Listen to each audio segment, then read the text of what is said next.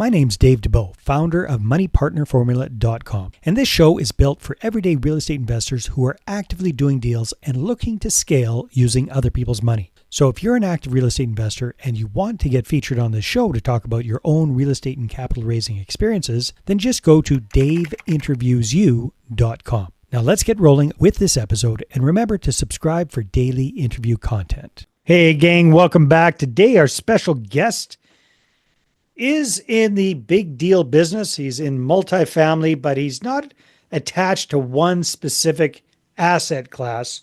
He really focuses on situational opportunities. So we're going to take a dive into that with our guest today, John Bogdasarian, zooming in from Ann Arbor, Michigan. John, welcome to the show.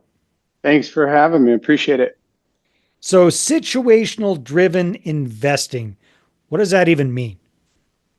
Well, essentially, I've just always had the philosophy that where people can make money in this country, especially, everyone else rushes in. And so that creates an oversupply, and then you're stuck with something and you're riding it down. So, which has happened to quite a few people in the last few years, hasn't it? Yeah. I mean, the cycles are crazy and the events have been crazy. So some things, you just can't predict, right? Like nobody predicted COVID. We were in the middle of building a hotel. We completed the hotel. We had 3 months of operations. We were killing the numbers. COVID hit and our occupancy went to 5%.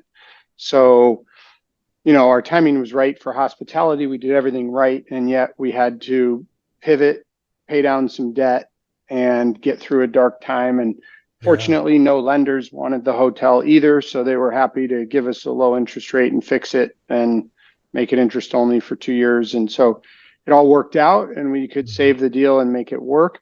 I would have, when we talk about situational investing and what you asked me, I would have much rather been in the position to be able to take advantage of those situations and buy things at a deep discount. But what we do is we look for certain situations that exist, either, maybe it's a distress situation, maybe it's, it could be unique to a market segment. It could be unique to a location. It could be unique to a city like Nashville, for instance, where we're doing a lot right now. It's growing fast. It's booming. It's becoming the place to go for bachelorette parties, bachelor parties, milestone birthdays, you name it.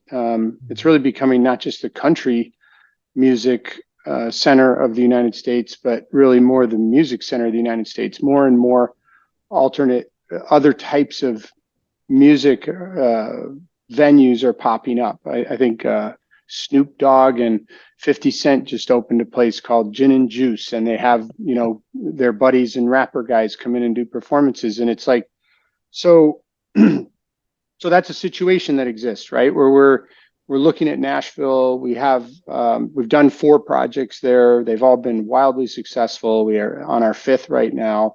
And that's just a unique situation. And there's a unique asset type there that will do very, very well in that particular situation that exists.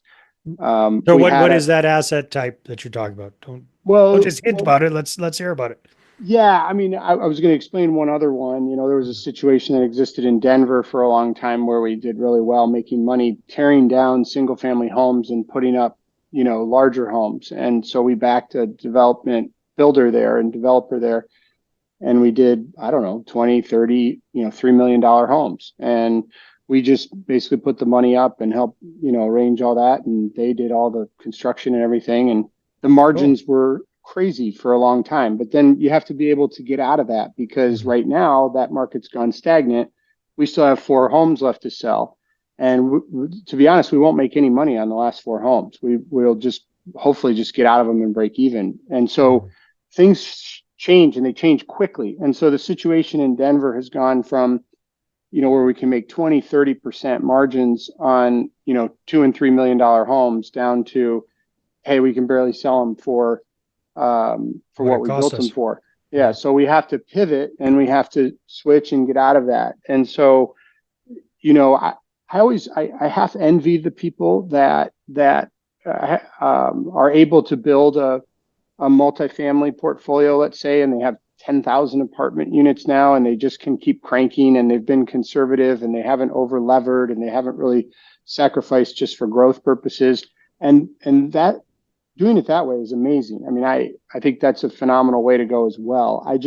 If you were doing that in office for 25 or 30 years, you still would be in a world of pain right Yeah. now. In most cases, in some cases, I have some people that own a lot of office here in Michigan, and they've owned it for a long time, and they're conservative, and they're in very good markets, good buildings. They can ride through this. And I think there is a little net absorption starting to happen on office, but I don't see it roaring back the way it was. So, again, all different situations. We've owned millions of square feet of industrial buildings. We've owned office buildings. I had at one time 40 single family home rentals. I should have held on to those. Those have always been good, but it kind of became too much of a management nightmare. Yeah. For the things we were doing. But yeah, so that's generally it. But getting back to Nashville, we did 4 projects there. They were all condo buildings, and they were all built to be condo buildings, and they were selling out within 24 to 48 hours of when we released them to the market. Yeah, so I was like, my partner down there, Meg Epstein from CA South, who brings me these deals, she's great, and we work really well together. She's obviously the boots on the ground in Nashville and finds these opportunities. And so this last one we did, it was 83 units. It's called Hive Nashville, HYVE. And what we found out was individuals were buying these condominiums not to live in, but to use as like VRBO or Airbnb, rental short-term rentals. Yeah. So because we had this zoning for short-term rentals, and because we didn't put in the condo documents that, you couldn't short-term rental, people were just gobbling these things up. So we delivered this building a year and a half ago. I kept 5 units in the building for myself to see what was going on. And it's amazing. I mean, the money and the cash flow and the energy in the building. And I mean, I go and stay there. I love it. And it's not particularly, it's a good location. It's close to downtown Broadway. You can walk everywhere, but it's not a great location because it's surrounded by some homeless shelters and the Nashville Mission. So there's just kind of a lot of homelessness around and not a lot of other development around it yet. When we started the project, 4 years ago, all the property around us was slated for redevelopment. And again, but those were 26-story multifamily towers, a big multi-use office building with retail. So we thought by the time we get done, this whole area will look and feel differently. Well, because of the situation, none of those projects could get done because the market shifted. Interest rates went up. Their projects didn't pencil. And so we kept building ours because ours does, and we knew it would, and we knew what would happen. But there have been some amazing discoveries, not just about the location we're in, but about how the units were designed. Totally inefficient, walk-in closets, things that how they're being utilized right now is not how they were designed.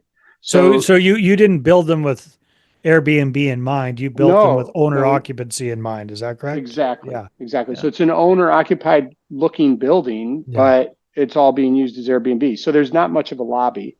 Yeah. The pool is not adequate for 600 people who are there every Thursday, Friday, and Saturday, every single weekend. The gym is smaller than my man cave here. So it's the amenities just aren't there. There's no food and beverage.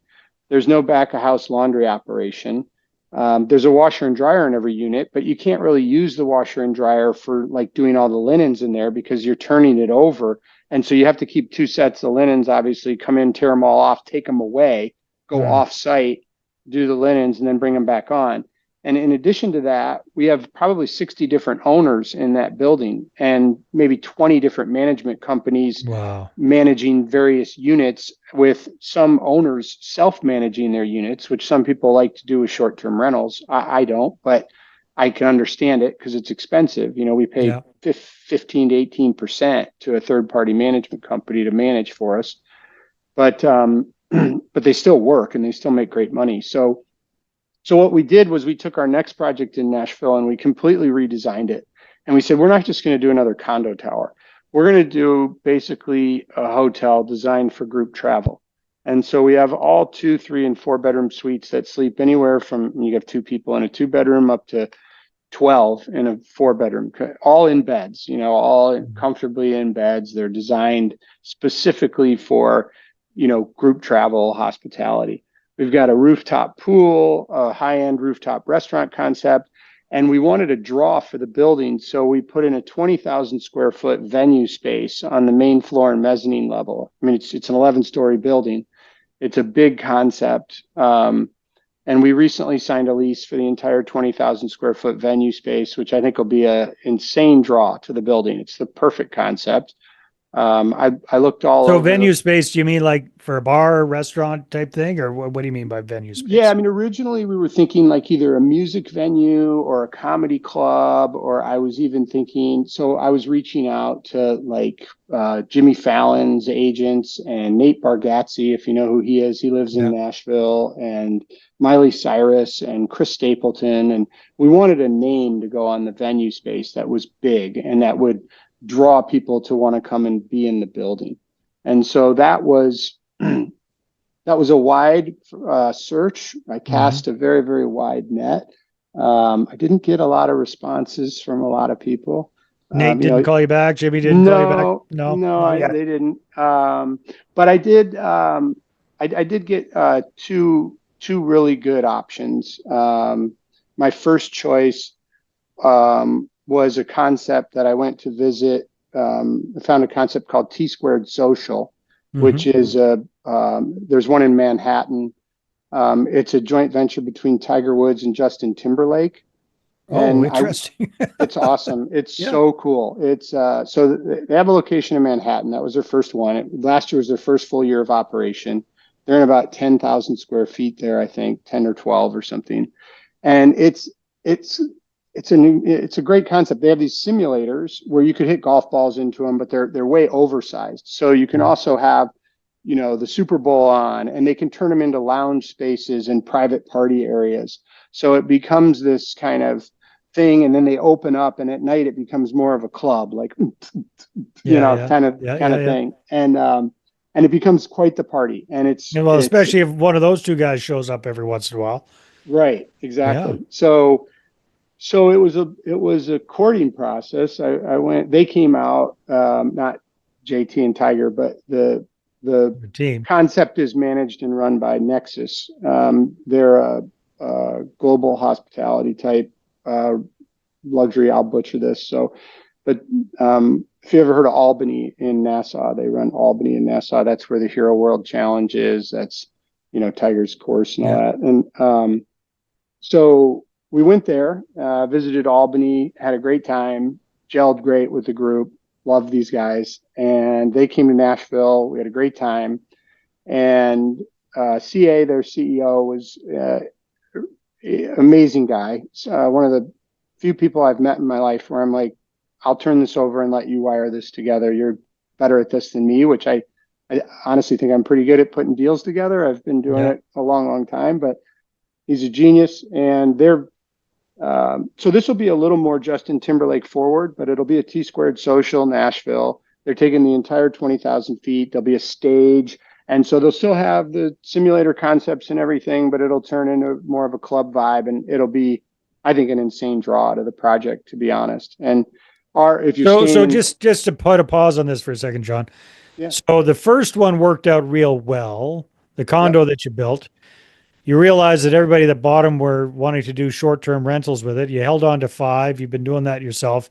You said, hey, this makes a lot of sense. Too bad we built it kind of inefficiently for what it's turned into. So the new project, the whole idea is make it group friendly for like short-term stays. So it's not a typical hotel, but it's also not a condo. Are you going to be selling individual units there? Or are you going to keep ownership of everything?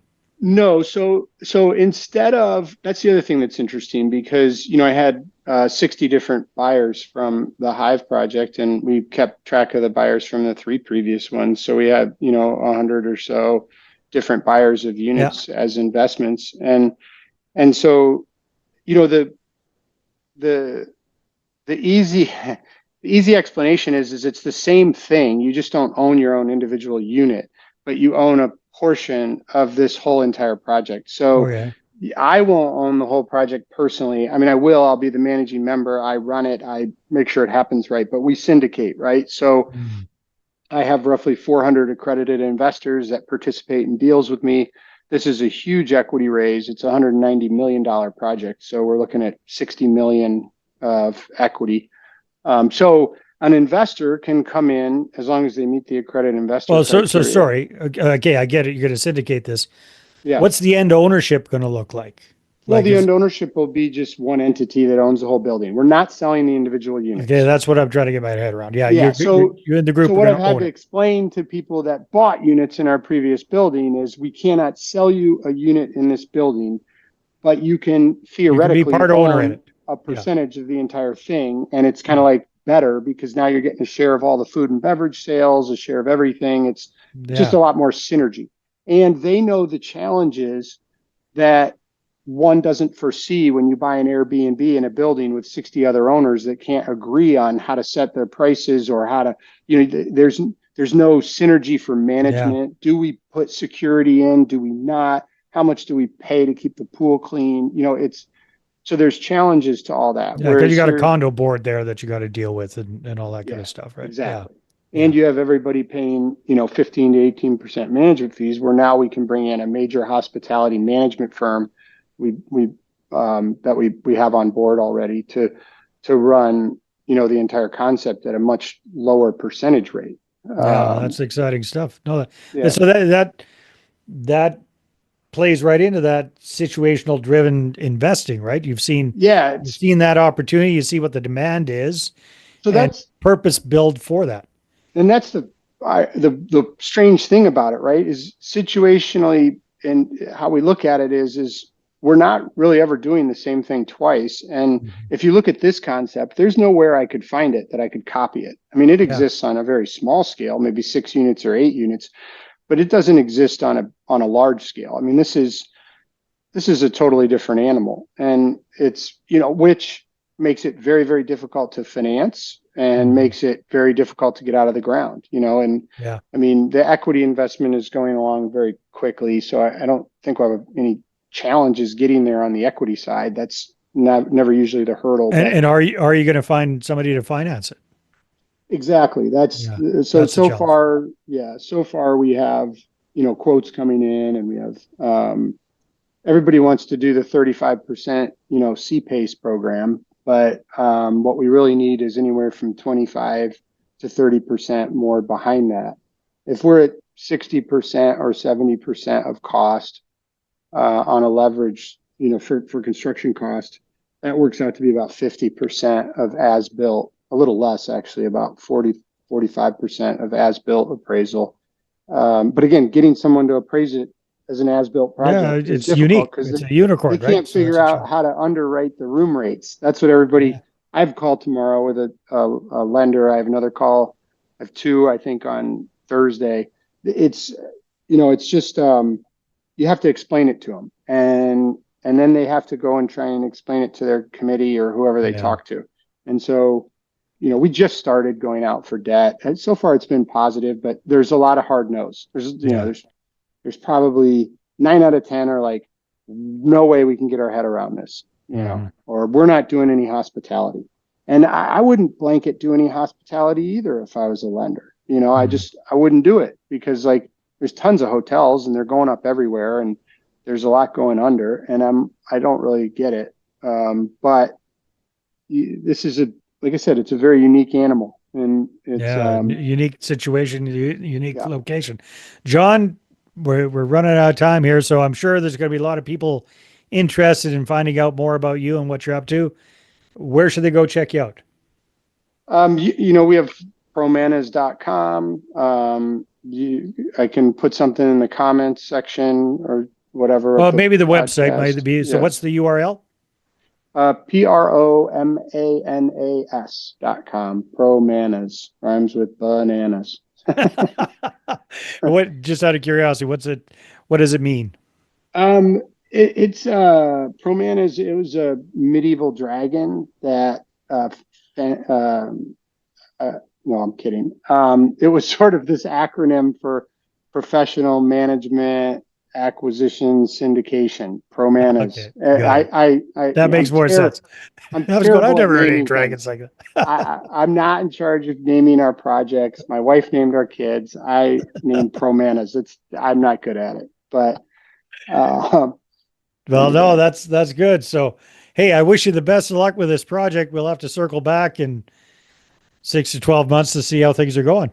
Yeah, well, in 2 years it'll be the biggest. And if we, well, in 3 or 4 months we should have a shovel in the ground, and if we do, then you got to come back in about 24 months from now, and it should be the biggest grand opening party Nashville's ever seen. Hopefully, it'll be fun. It'll be a blast. Awesome, John. Well, thanks very much for being on the show. Bet, Dave. Thanks. All right, everybody, take care. We'll see you on the See next ya. one. Hey there. I really hope you enjoyed that episode. And as always, if you want to listen to more daily interview content, make sure you subscribe. And if you're an active real estate investor and you're doing deals and you'd like to get featured on this show, then just head over to daveinterviewsyou.com.